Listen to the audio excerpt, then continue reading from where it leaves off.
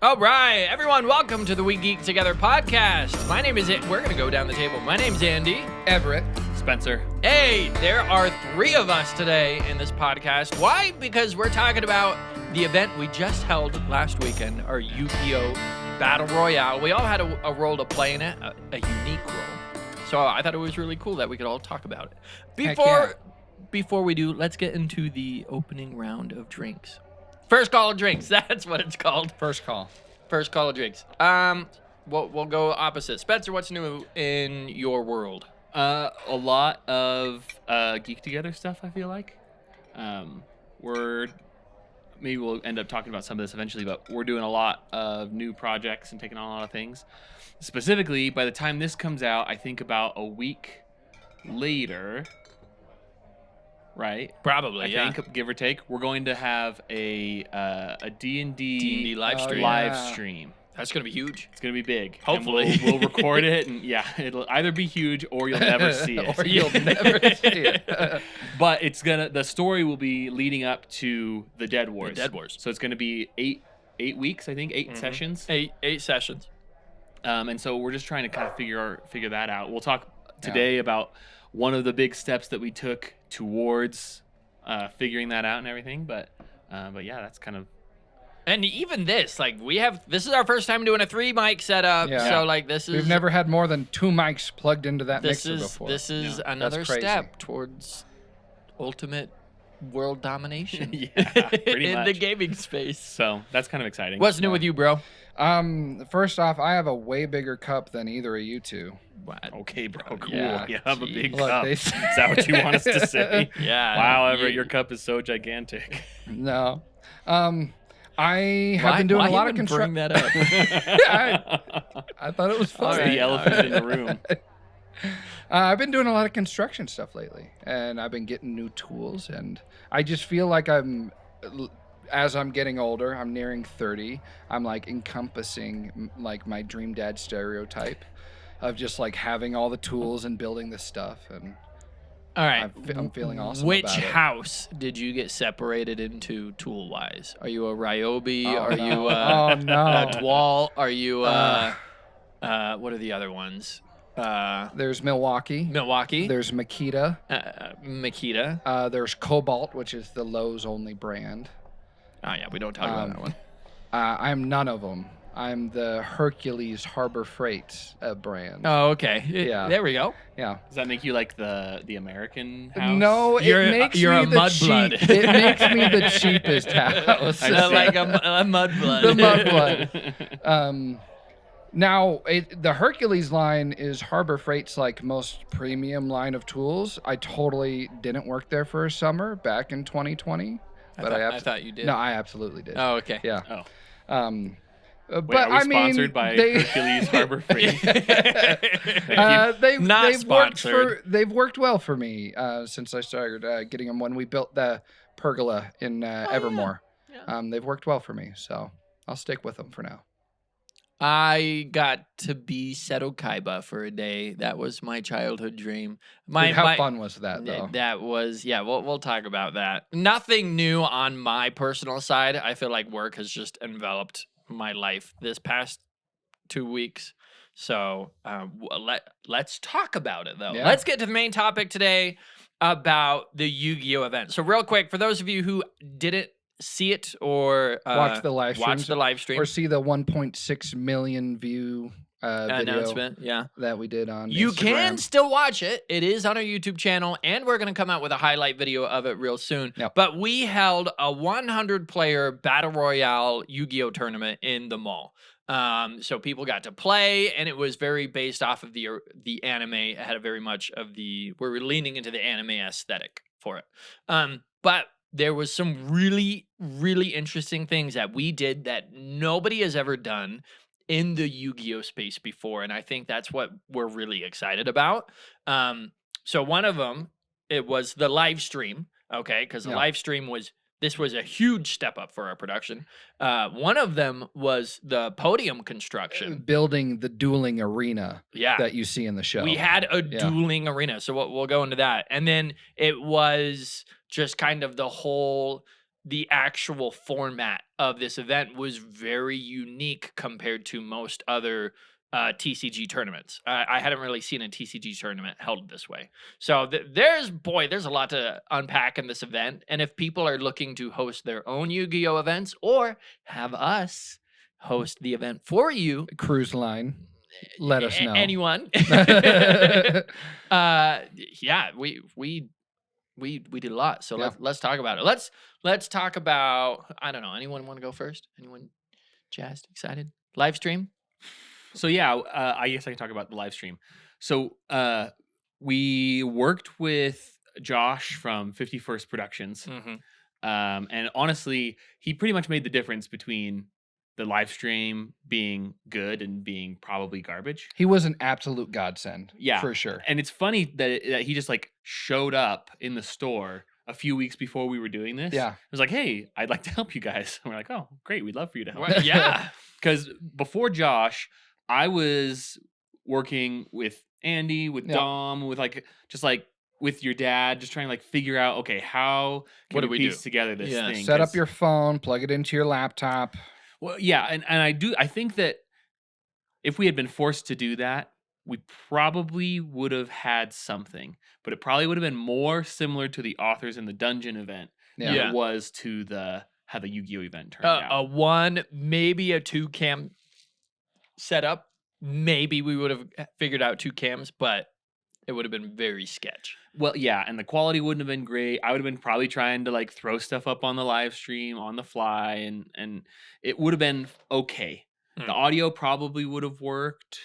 We can talk more about this maybe when we talk about the podium construction, but we wouldn't have had like monitoring on the stage. Oh yeah, we had a really jerry-rig idea of how that might work. Sure, but Josh's equipment just made it actually happen. It was like how a professional live stream is supposed to run, rather than because that's what his company does. His company just does live streaming for big events, right? Yeah. So Josh, that's his job. Yeah. That's his company. He just does live streams, and so he took we're just a small game store. Who were just figuring things out to like as far professional as you can with like a 2-man crew. Yeah. Like he absolutely elevated it to like, a professional live stream, something that people would pay thousands of dollars for that kind of quality of production. So I was even a little insecure about it because anytime we had like an idea or something, literally any idea, he's like, I bet I could figure that out. Yeah, I bet I could. Yeah. I have a guy. Or actually, that's probably not how we should do it. We should do it this way. And I was like, oh, well, because I had brought a handful of equipment that we had and we were planning on using. And he was like, oh, well, what if we use this actual professional quality equipment that I have that we could use? I was like, oh, I guess that works. I guess we'll use your $2,000 cameras. No, yeah. So like he pulls up the Pelican case and it's got 3 Blackmagic like live cameras. And I'm like, holy cow. Like we were just going to slap 2 phones on a tripod and call it a day. A couple of our extra phones we have putting around, And the way we ended up mounting them to the podiums. There was no like a actual mount. They had the tripod mount, which had the bolt coming off of it, and we had a 2x4 up at the top. So we just drilled a hole through it and stuck it in, and it worked. And it worked great. The day before the event was just basically spent like, well, what do we have? And how do we make this happen? Yeah. So the event was on a Saturday. So Friday night, we all met at like 4 p.m. and we didn't get out till midnight. So that was like an 8-hour, if that's math correct. Yeah, it's like an 8-hour thing to try to set up the live stream, figure things out, get the projectors, get the sound, get the cameras, get the podiums. There was so much involved. And we didn't have a clear plan going into it. So we were just like, well, how are we going to make this happen? How are we going to make this happen? And that's part of why it was good to have Josh be so solution oriented because we joke about it, but he really was like, oh, well, we can make that happen if we just have this, that, and the other thing or whatever. No, he knew how to put things together and how it would best work. So Yeah. It was really interesting to see all the different elements that, we were planning just come together in those final hours, because we were finishing those podiums when they got there, because we were not done with them. We had to bring them as is and finish them on site because you guys were there with the other equipment. So having everything just come together in those final hours, just Pretty It's cool. cool. So super cool. let me describe how the podiums worked again for the people who hadn't seen it, and then let's go into how they were Sure. built. Because We can Um, probably also throw up an image yeah. on the video for anybody Of the who's final looking, so you can setup. see how it looked. So we had two podiums, and they were based off of the first season of the show. And what the players would do in the show is they would play their cards on top of the podium, and then their opponent would be able to see it. In the anime, they used holograms. Obviously, we don't have access to 3D holograms, at least Not yet, not in a very anyway. cheap and affordable way. So what we did instead is we had the two podiums, and then we mounted uh, the black magic cameras on top of the podiums, pointed at the player's field, just focused on their playmat. And then we had TV monitors mounted to the front of the podiums. So you, as your player, you have your board in front of you that you would play your cards, and then you would look up just a little bit, and then there's the monitor that shows your opponent's board. So it gave you a really good look. It was like the opponent was playing right in front of you. Yeah. That was kind of the idea. So even though you're standing 15 feet away from each other, you could see clearly what cards they had, and it was just right in front of you. So it gave it a very cinematic experience, because you got these people very far away, and they're taunting and they're yelling at each other, and they're mic'd up so everyone can hear their conversation. We had big speakers, so you can hear the people on the podiums, and they would say, "I summon this," or "You've activated my trap card." Again, very much like the anime, but everybody would be able to see it, because we also had a projector that was live streaming, or a projector that was showing both of the players' fields, and it was really genius how Josh put it together so the audience could see it. So the audience there can watch it. The players at the podiums could play very easily. And then lastly, it was all linked together in the live stream.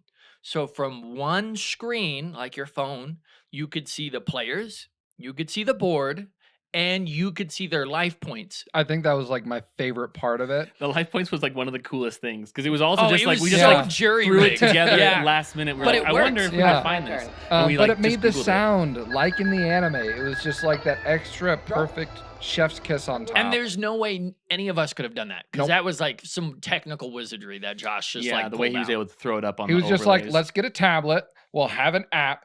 I know how to magically tablet. connect it to my streaming and setup. then only select pieces of this tablet screen. Yeah, because that it we're gonna- wasn't screen capturing the whole screen, just these tiny little boxes on the screen. and then control where those go on my overlay. Yeah. Like there are so many things he was doing that I'm like, blew my mind. I don't know how you're doing this. But yeah, so when you check out like that last 4-5 hours of the stream, like it looks amazing. Yeah. And he was just doing that all on the fly. And this is what I think kind of revolutionized, and that's pretty grand, but like revolutionized TCGs, because nobody had done Yu-Gi-Oh in this kind of way. We've seen competitive card games before, but never quite in this presentation. Yeah, and so it really harkens back to the anime. It was so fun because I got to play Seto Kaiba, and I was on the stage a lot, and so I dueled against a lot of people. And to be able to like yell out, now I summon my blue eyes white dragon and attack directly. Like people loved that, and the audience really got into it, especially when I would play against an opponent who also got into it. You're like, There was a guy doing a Wheeler voice. yeah, there was a guy who or did not Wheeler Wheeler, voice. like Weasel. Weevil? Weevil. That's it. He was doing a Weevil voice. But the whole guy who time. played the fish deck, the water deck against me, Oh, and, yeah. and he beat me, he schooled me, but like, yeah, people got into really it. enjoyed that one. Heck It yeah. was super fun. But even like watching the competitive players, like the finals, because we went from 100 players down to 1, watching those final games and watching some of the moves that the players pulled. It was like It got It pretty got hype. really hype. Yeah, when somebody summoned the Egyptian god card and like Slyther, the I Sky lost Dragon. my mind. It was Yeah. so cool to see in front of me and on the stage. Yeah. And then 2 seconds later, Yeah, it gets died blown because the away. card kind of sucks. But yeah. Okay, so sorry. So that was the experience. Talk about because you and Dom had Yeah. to build them from scratch because Yep. nobody's ever built these Nope. things as far as I know. As Yeah. long as I've been looking, nobody's built these. What was crazy is we had a basic plan. Okay, we make a stand. It has a field where you can put your cards. You can step up onto it, so you're stepping up into the stand, and then we'll have an arch that you can mount a phone on. And it has lights to on record it too. the screen. Yeah, and the lights. Originally, we weren't planning on doing the monitor setup because we're like, if they can see the projection of the field, then they'll be able to see the player's hand, and then we won't do that. And then that was our original plan. And then we get into building it. A couple of days pass, and you call us, and you're like, "Hey, we got to mount monitors to these things." Yeah. And It's because halfway through the week, Andy and I met with Josh, and Yeah. we were mostly talking about Dead Wars stuff, but then it came up that later that week we were working on this Yu-Gi-Oh live stream thing, and he's like, "Oh, well, what if we did this and what if we did that?" And so I got on the phone with Dom. I'm like, "Hey, You're man, we gotta need monitors. call an So audible on some of this. get some stuff." monitors on there. Slap some monitors Yeah, on it. and we knew nothing about the monitors, so we're like, okay, we got to figure out a place to mount a monitor on a place we didn't design to have monitors on, and we're gonna have to just guess on how the monitor is gonna be mounted because we had no idea what kind of monitors they had. That whole thing, them calling us, changing up the game happened like 2 or 3 times over the course of the week. Sorry. It's okay because they turned out great. Yeah. But boy, was it definitely by the seat of our pants. We were doing like 10-hour days or 12-hour days. And thank goodness Dom was there because he has the engineering know-how to actually get the things done. And I was just like, show me what to cut and I'll cut it. Like, that's it. Yeah. But Dom- they Dom came was out a great. mastermind, Yeah, yeah. absolutely. No, and stepping up into the podium for the first time, like when Yeah. it was ready. It's so hype. You It felt is like that so your hype. testosterone Like rise I didn't bit. even play any games in it. But there was when we were setting it up. By the time we were done Friday night, it's like the middle of the night. Yeah. And so the lights are out in the mall, and like obviously the sun's down, and we've got the lights that are on the podium that illuminate It lit the face players really very well. Mhm. Yeah. But then so there's that. There's like the monitor that's in front of you and like the play space, and so you like you step up into the podium. And you're just like there. You look across, you see your opponent. I didn't even play. We were just setting it up, and I Yeah. would like kind of be imaginary about Yeah. it. And it was so sick. Yeah. Yeah. No. And there were so many tiny little details. So like the platform where the field was actually at an angle, but indented into the platform was a perfectly level surface for your actual cards. And that took, like I said, Dom's an engineering wizard because I Yeah. would have had no idea how to do that. No, me neither. There's parts that we had to glue plastic and then route it to get it all smooth and everything. It just, all the little details, which I had no idea if they were going to come together in the way that they did because we never had a chance to get them fully built before bringing them to the show. We're like, we have all these elements. We think they're going to go together. We're going to find out. Yeah, you guys built it for the first time on the stage. Yeah, that was the first time they were all completely together. And it ended up working. It worked out. Yeah. What a friggin' miracle. Thank goodness, because otherwise We we would've would been have had like the tripods holding the cameras instead. We would have had folding tables where the players could have put their decks on. No, we would have just, yeah. Yeah. The thing about the event, though, that I think was really interesting, because this production stuff is not like it's the first time anybody's ever made a production out of an event. True. For this specific event and this specific game, maybe it is. Mm. But the way that you, Andy, decided to structure the whole day, but then also kind of the format and the play way it experience, played out, it was also pretty unique. Yeah. You want to talk about that? I want to talk about that. Okay, so again, I wanted to harken back to the classic Yu-Gi-Oh! Okay, and so there was a few objectives. First off, I wanted this event to be open to anyone. Casual people, very new players, old school players, and current meta players, okay? So I need like an even, simple playing field that everyone can play on. I also need it to be with new players and casual players and old players. I need the field to be pretty even. I don't want somebody with a really spiky deck, a really competitive deck, just to like ruin half the event for a lot of people. But I also wanted to capture the spirit of like, this is a competitive event, so there's something that we're working towards. So for the first half of the day, well, actually, even before. That's a lot of elements to combine into one. Man. Well, and a lot of contradictory things. Like, how do you make it fun for an absolute novice, Yeah. beginner, and also a competitive player? Yeah. So the very first thing was limiting the card pool. So we did a format of Yu-Gi-Oh called Speed Duels, but we gave out the decks. So you couldn't bring your own deck. We gave you a deck, and the decks were based off of, again, the classic anime characters. But that means we got to control what players entered with. That eliminates cheating. That eliminates really toxic competitive decks. Yeah.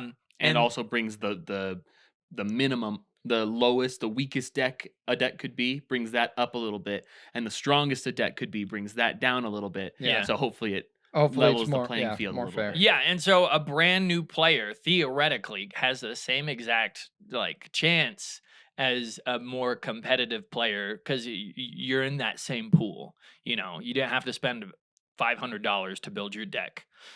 So we have these classic decks. They're very simple to play. And for the first half of the event, you have your event deck, and you were told to play friendlies. It was called open play. So you go out and you play, and it doesn't matter if you win or lose.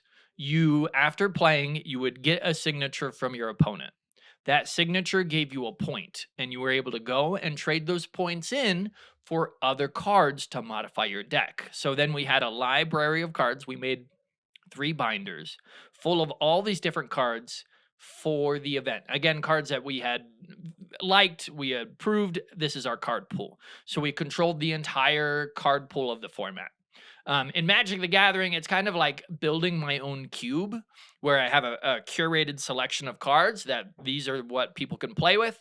Do you know how many different cards we had in this particular cube? Not counting rarities. But Yeah, so each deck was unique, and there's 8 decks, and they You mean had each 20 deck card. archetype? There was Yeah, there was not no overlap. each 100 cards were each 100 decks were unique, Correct. but there were- There was 8 decks and all 8 of those decks were different from each. unique. But there were multiple versions. Yeah. of So the I same had deck, so I had the yeah. Yugi deck, and every Yugi deck had the exact same cards. Sure. And I had the Joey deck, and that all had the exact same cards. But Yu-Gi-Oh and Joey did not have a single overlapping card. really? Interesting. Yeah. So that's 8 decks times 20. 20. Well, some of them had a little more, but let's just say 20. So that's 160 cards. And then we had another, I want to say 50 cards that players could choose from to upgrade their decks. And they could also trade with other people. So a Yugi deck could trade with a card for a Joey deck if people wanted to do that. Trading was totally cool. So you got points, and you were able to go to the library, and you got more cards to upgrade your deck. And that was the competitive element. So players who knew what they were doing could then go into the library, and they could pick Knew what cards to add to what their cards deck. to add to their Yeah. deck, what would synergize well with their strategies, and they can curate their deck the best it could be. And that also helps differentiate these decks that originally start off as exactly the same, but each player can add from this curated list of extra cards to make their Joey deck a little different from the next guy's Joey Yeah, deck. exactly. And that's kind of how it ended up being in the last finals. Like everyone technically had Joey decks, but they were playing differently. So the final 2 players had Joey. Yeah. But I was actually really happy because the final 8, there was 2 Joey players, but there was a Yugi player, there was 2 Weevil players, Yeah. there was a Strings player. So the decks were, I think the Joey deck was more powerful when Yeah. built correctly. but into the top 8, it was a pretty good spread. Yeah. It wasn't It's all fairly just Joey. balanced. Yeah, yeah, and so I'm glad I'm glad that worked out. Not one deck just absolutely destroyed everybody. So yeah, so you'd carry your deck, and then after half of the day, we then turned to the battle royale. And Elimination. yeah, right? elimination. So you had a chip. You actually had 2 chips. And what you would do is you would randomly go around, you would challenge a duelist, and you would bet one of your chips. And if you won the game, you would keep their chip. And if you lost the game, you would lose your chip. That And was season 1 of Yu-Gi-Oh, yeah, right? that's On season Duelist 1. Island. Uh-huh. Yeah. Duelist Kingdom. Duelist Kingdom. Yeah. Yeah. And so, and to enter the finals, you had to have 10 chips. And so technically there was 200 chips in play because there was 100 tickets sold, 2 chips each. So 200 chips in play. So we could have had 20 in the top in the finals, but we only got 16 players. Yeah. So there's some people who walked away with their chips or didn't have enough time because that was the other constraint. You only had 3 hours to duel and get your chips. So then after 3 hours, you got your 10 chips, you're in the final 16, and then we finally turned it into bracket classic style TCG Yeah. competition. Single elimination, because That's at 2 that out of point, 3. yeah, 2 out of 3. And then we played elimination until we got the final player. But yeah, it was really interesting. I think for the most part, that whole thing for having how many have you guys hosted Yu-Gi-Oh events here? This is our first one. So for having never hosted a Yu-Gi-Oh event and really only sparse TCG events in Yeah, general, we don't do too outside many of Couple of Yu-Gi-Oh drafts. Yeah. You know. Yeah. that whole thing was, in my opinion, shockingly smooth.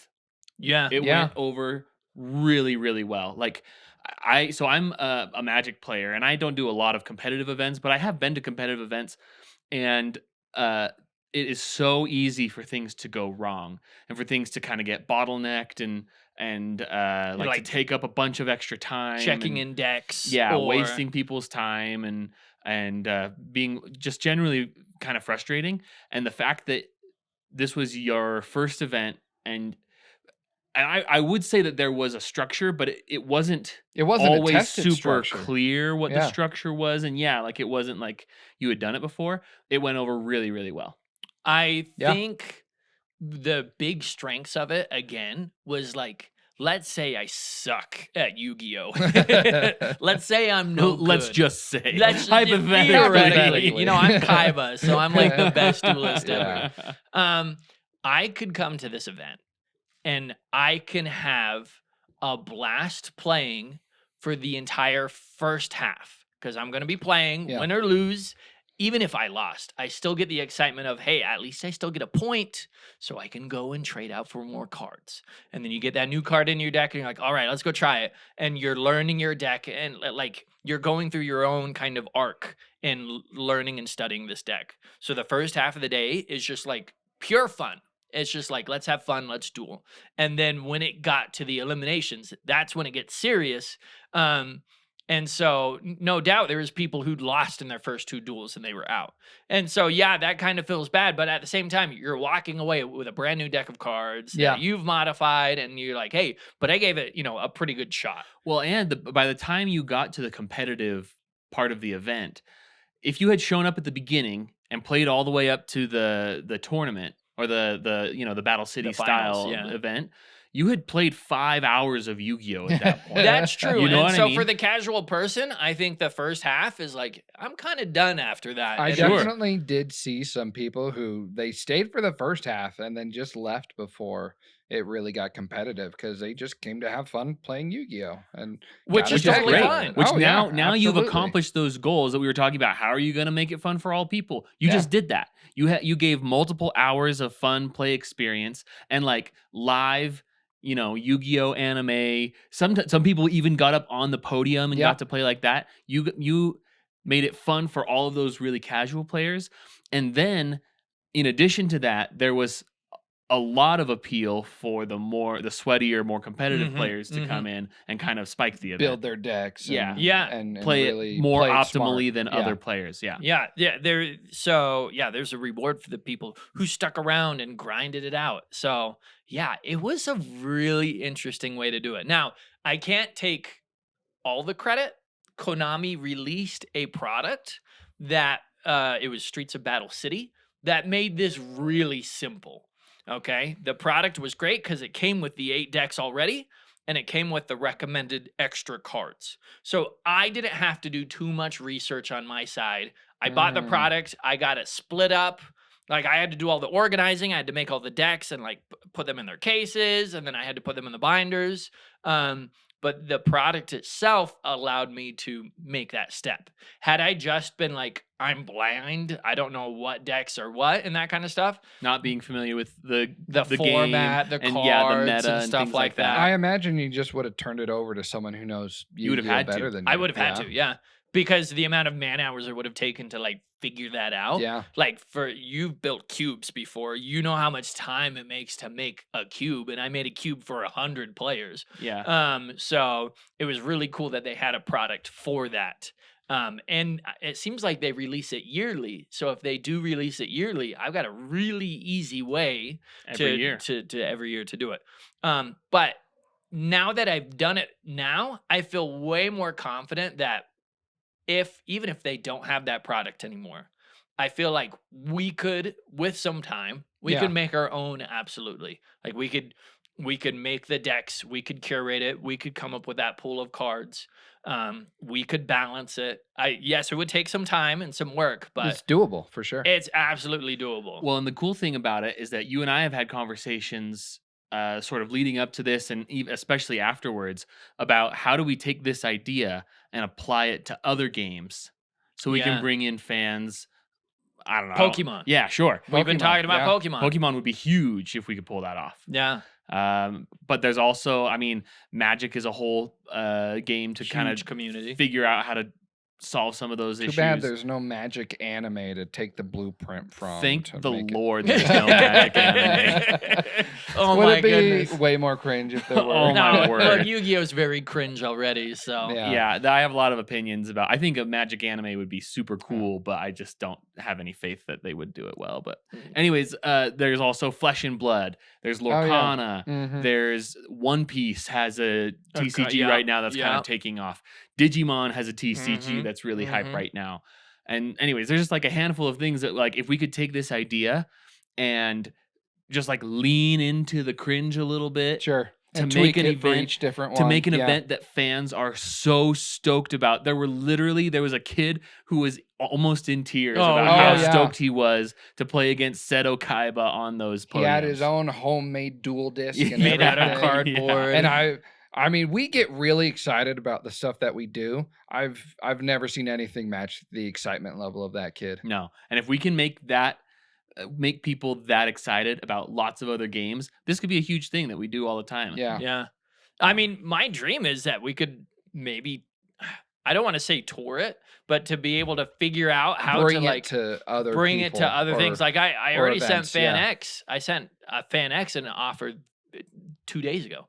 To or say we want to Monday, do this kind of saying, thing at Fan X this year. Let us do it. Here's the live stream. That'd be here's so what we crazy. That'd be did. Holy really cow. You know, Cool. so we Yeah. could bring it to Fan X. That'd be sick. Like convention would be a perfect kind of That'd be a place to do huge something one. like this. Yeah. And so, yeah, it's exciting. That's why I'm like, I think we accidentally broke Yu-Gi-Oh or TCGs because I didn't realize the implications. Again, this was my like 8-year-old childhood dream. Like Andy has always wanted to do a Battle City Yu-Gi-Oh arc.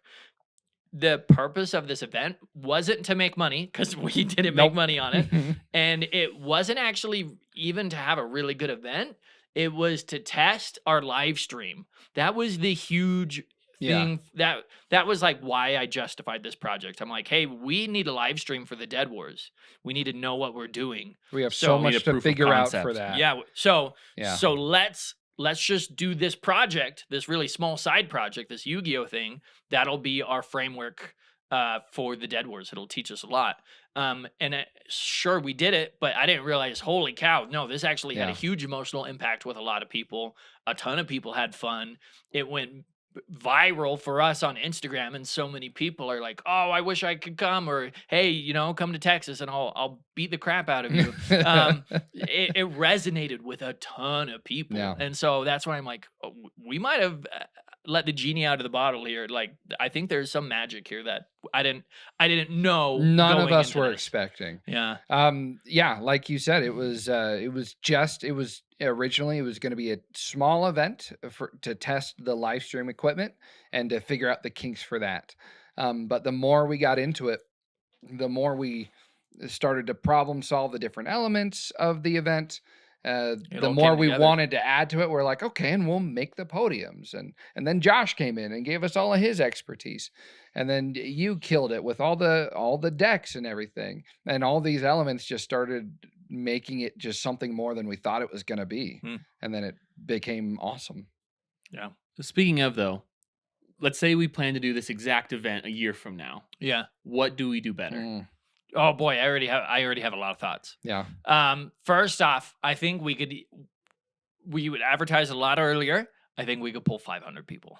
Yeah. That'd be I think we crazy. could. I think we could times it by 5. If we Yeah. did that, we would need more infrastructure like in the store because I Mhm. poked my head in a couple of times and there would be big long lines of people There was a trying line to look to the through the door. binders Yeah. to try and get their new cards for their deck. Unfortunately, I only have one person running binders, And that's brutal. and they were also the register person at the store. And so- also not a Yu-Gi-Oh player, right? Yeah. And so all those things kind of combined together make it tough to manage what was also a pretty busy day for the store, wasn't it? Yeah. So So we would definitely need a better card system checking out for sure.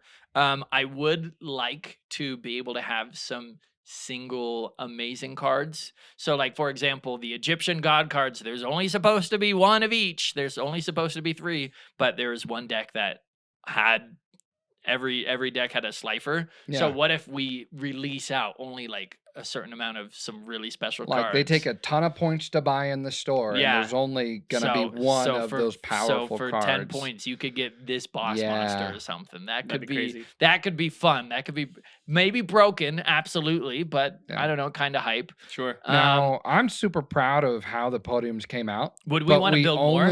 Well, absolutely. We only had a week to do it. We had like 4 or 5 days to do it. If we had 2 or 3 weeks, we could have made these things look like they were from the freaking future. And I From would the want at 90s least future. yeah, from the So 90s from today. future. Yeah, from last week. But yeah, I think we can make them way better and just way nicer all around. And then I would want at least one more second set so that we can have 2 people dueling at Oh, the my same word. time. There's like half a dozen places in the mall that you could set those up. Yeah, Yeah. That would absolutely. be crazy. Well, and then we could have this one be like the water, like Yo, water my stadium. goodness. And Oh my and the gosh. fire stadium. Yeah. And You have the different terrains of the different areas of Oh. the duelist kingdom. that was the other thing. I really wanted to have a powerful projector that projected, because we had it projected on a standing Yeah. screen, but I really wanted it to project it on the floor in between the duelists, again, just like the anime, because the anime had the you'd look holograms over in your between the podium and you would duelists. see Yeah. your monsters in front of you. And the stage was positioned in a place in the mall where there's an upstairs A second floor. a second Yeah. floor that can look down on the first floor, and so you would have been able to see the play space in between It the two was players. Oh. theoretically possible. We wanted to make it work this time, but it just Safety wise, there's no way we could Yeah. have easily mounted a giant like we Yeah. rented projector. the equipment, we had the projector, we had the screen that could have gone in that place, but we just had no feasible way to set it up. Speaking of, that's the thing that I will probably want to do different, or one major thing is have the stage setup include trussing that goes Yeah, up and up over and the over. players. Yeah. So that we could have, I would have really liked to have like some spotlights maybe, because Mhm. looking back at the live stream, it was Fog pretty machine. cool, but it was kind of dim Mm. sometimes, and it was like maybe hard to see what was going on. So it would have been nice to have some like specific lighting that we could have added. Fog machine could have potentially been cool. Yeah. We don't necessarily need a truss system for that, but maybe we But throw it I'm up just on the saying, truss. we turning it make into it a as- production. yeah. Yeah, well, but then we could also have the projector mounted to the trusses, and then we could get like about the bird's eye view, which could have been really cool. Anyways, I think that would have solved a lot of our problems, and it was unfortunate that we didn't think about it until day of. Josh is like, "Well, what if we had trusses?" And I was like, "Of course, That would have been was- great. That was the answer all late. along." Yeah, but that wasn't in any of the plans. The original plan was we strap a projector Oh to my a word. ladder. I want to make it clear that from the moment you first introduced that idea, I was like, we should find a different way. I to get the literally drew it projector out on up a there. piece of paper. Yeah, and then we just take a ladder and we duct tape a projector to attach the it to the ladder. Problem solved. We put the ladder behind the screen so people aren't looking at it. Yeah, that Yeah. was my original plan. I'm glad You have didn't some good do ideas that. sometimes. I- That wasn't You one of also them. had that one. Yeah. So yeah, if we had the overhead projector, we could definitely make it a more solid production. We could pull in 500 players just to really, because it already felt pretty energetic with just the 80, Yeah. 85 people who checked in. Well, But and even by the end of the day, because by the finals of the we of were the down event, to like 20 people. yeah, there's hardly Yeah. anybody there, but there was some pretty hype moments in Yeah. those last semifinal final rounds. Yeah, so imagine pulling in like 500 people and just the energy that would Yeah. have. I think another thing that we should do for energy is find like not programming, but like something to be going on. I was monitoring the live stream for the whole thing with Josh, and the whole time there would be, because these speed duels are faster than Yeah, they normal only games. take like 2 to 5 5 to 10 minutes. Yeah, whatever, just like really quick. And then we would have like 10 minutes. 10 of to nothing. 15 minutes of just dead air. And so people would like log on to this live stream, be like, "Oh, look, there's 2 podiums and And they're empty. empty." There's like, looks like there's some people having fun in the background. I think that could be solved by if A, having more people, and B, having more podiums. Like you can be switching in between the podiums. When one's not getting you switch over to the other that's getting That a could be game. good, You know? You can also, like I was Seto Kaiba, we could have easily had like a Oh, had Yugi. everybody. Yeah. And, Dude, I and, would've like been just Yugi. 2 or I 3 would've other spiked up my hair characters. for And sure. so if we don't have any normal player who's ready to duel, then me and Yugi could just be on the stage dueling. Yeah. Or even just bantering or something. Yeah. Yeah. Also having like things that we can announce, sponsors that we can plug and Mhm. things like that. Just like having something constantly going Content. would have Yeah. been really big. Boy, one thing I learned about myself, and this is something I want to work on personally, is just being a better MC. Sure. Like I need to Mm. be more confident on stage. I need to be able to string my sentences together so that they make sense, that I'm not stumbling over my own words.